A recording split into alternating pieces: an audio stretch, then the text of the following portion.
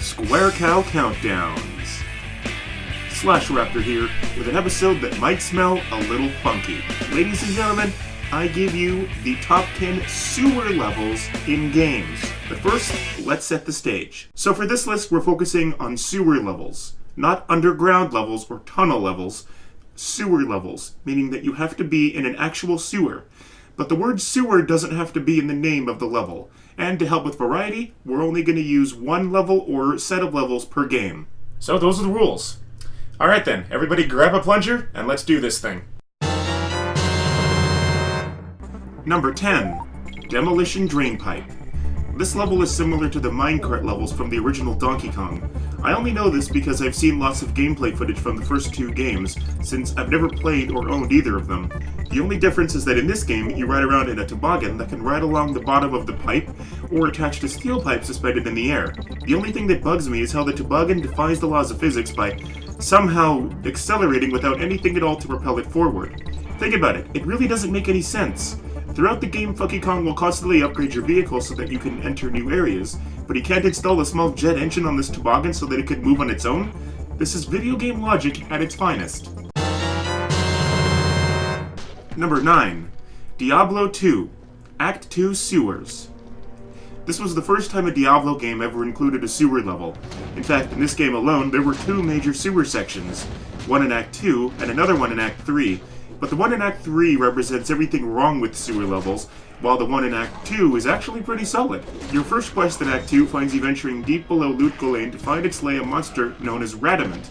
However, unlike most sewers, this one is full of zombies, mummies, skeletons, and whatever the hell these four-armed creatures are supposed to be. See, now if Diablo 2's second act had taken place in a modern-day sewer, maybe like New York, then there'd probably just be crocodiles down there. Well, that or the Ninja Turtles. Number 8. Rogueport Sewers. Every Paper Mario game has always had some sort of hub area that you use to access all of the other areas. In the Thousand Year Door, that hub area happened to be Rogueport and its sewers. Although they're called sewers, they don't really look like sewers. This might have a lot to do with the fact that there were ruins of an ancient civilization down there, and one of their signature landmarks was the Thousand Year Door, which obviously is the game's namesake. You'll come back to these sewers a lot, and there are multiple areas and paths, but most of them are inaccessible at first, until you acquire a certain ability or party member. The sewers also contain the warp pipes that serve as shortcuts back to all of the other major areas in the game. There's some sort of subliminal message in here. Mario is made of paper in this game, and he spends a lot of time in the sewers, and when you finish on the toilet, you wipe yourself with paper and flush it. That's it! This is clever foreshadowing of what would eventually happen to the Paper Mario franchise. It will end up down the drain, covered in Number 7. The Eel Deal, Sewer Relator, and Hanging Out. For a very long time, I always used to think that these levels took place in a washing machine and a dryer, but that was because of how young I was back then. These levels are really just neat, and man oh man, that music! Plus, who could forget finding the secret that led to the green gem in the Eel Deal? Actually, each of the sewer-themed levels in Crash Bandicoot 2 had some decent secrets, like in level 16, Hanging Out. At one point the path splits. One way leads to the end of the level, while the other leads to some extreme hanging that requires you to dodge floating spike things while traversing a massive superheated pipes down below. Get hit, and you die. Fall, and you still die. But if you survive it, you unlock level 27. Totally fly. Alright, it's been a while since I played this game, but I think I can still do this.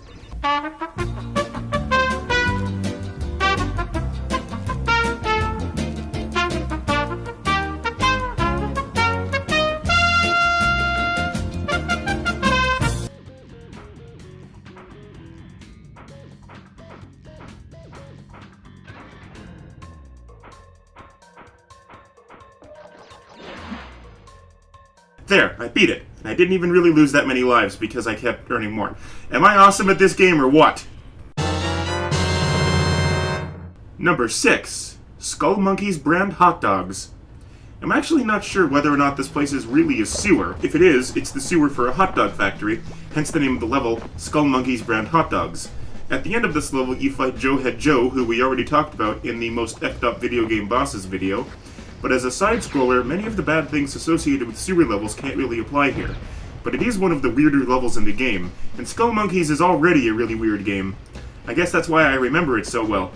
Anyway, this level has you navigate a flowing river of some sort of nasty liquid that's filled with what looks like half-eaten hot dogs, aluminum cans, and, other stuff. Yeah, I don't know. This is just a really weird level. Number 5. Via Purifico. Again, this one isn't technically a sewer, or at least the first part of it isn't. After control switches to Titus, Walker, and Riku, they'll be swimming through something that is definitely a sewer. There are even pipes at the bottom of the area to enforce this. At the end, there's a boss fight against Evray again, except this time he's not looking so good.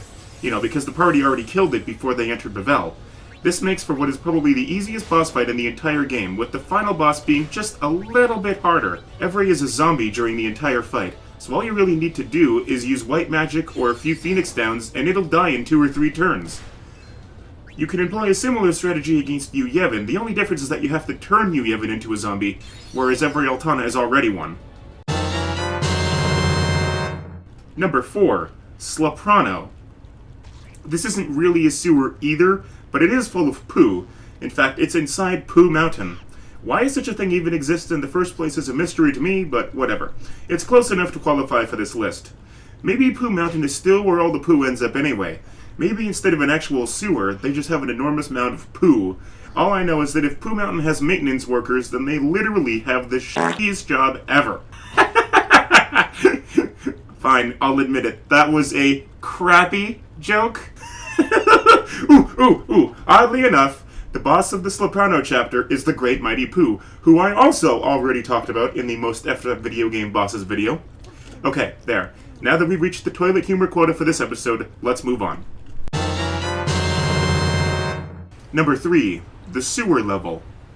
Normally, all the things that people hate about sewer levels are present in this game, but because it's a survival horror game, these things are great to have. It's dark, it's maze-like, and it's easy to get lost in, which really helps to enforce the horror aspects.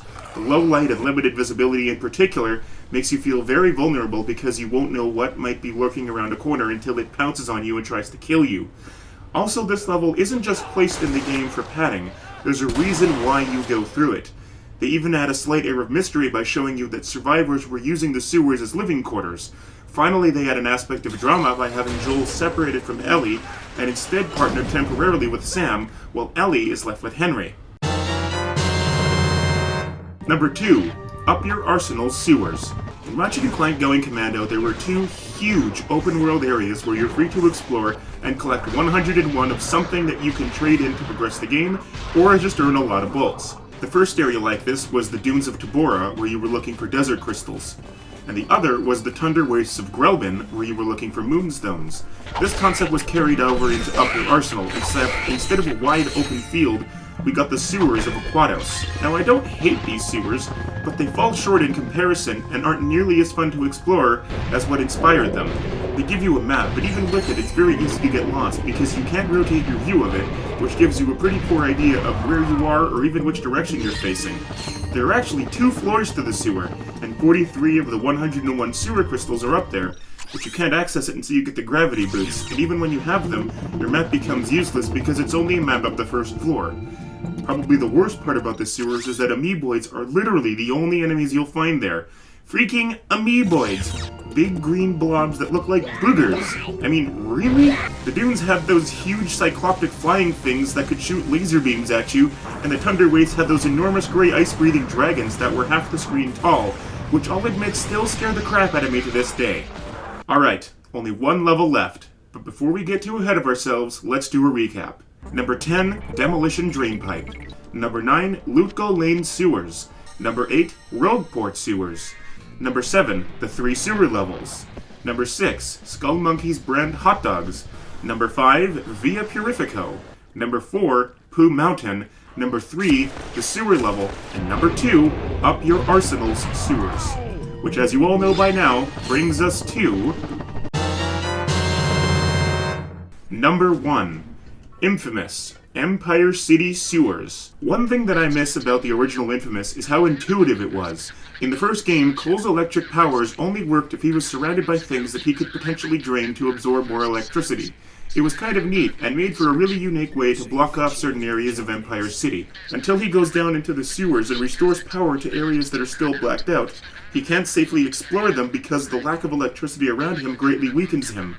But restoring power was not as simple as just flicking a switch. First of all, it was very dark in the sewers, which made the platforming more demanding, especially because if you fell into the water, which is one of Cole's weaknesses, you'd only have a few seconds to get out before you died. Secondly, there were enemies all over the place, and they would be shooting at you constantly while you had to navigate the dark platforming sections. Sometimes the enemies would even use turrets that they had installed down there for some reason. But it was all worth it when you finally restored power because you'd receive a brand new power to use against enemies. I mean, who could forget how badass it felt to emerge from the sewers, knowing that you can now launch freaking missiles from your hands? Hi there, it's me again. The countdown's over. Did you like it? If you did, maybe consider subscribing to my channel. It'll make me feel really nice inside. It'll also be easier for you to watch more of my videos, and you'll even get notified when I upload new ones. If you're not sure if you want to subscribe just yet, go ahead and check out some of my other videos. Click this button to watch more Swear Cow countdowns, click this button to go watch the Slash Raptor show, or you can click this button to go watch Game On. One last thing, if you want to stalk me, you can follow me on Twitter or Tumblr. The links are on my channel page. I don't use them very often, but I am on there, so yay! Well, I gotta go, so until next time, peace out.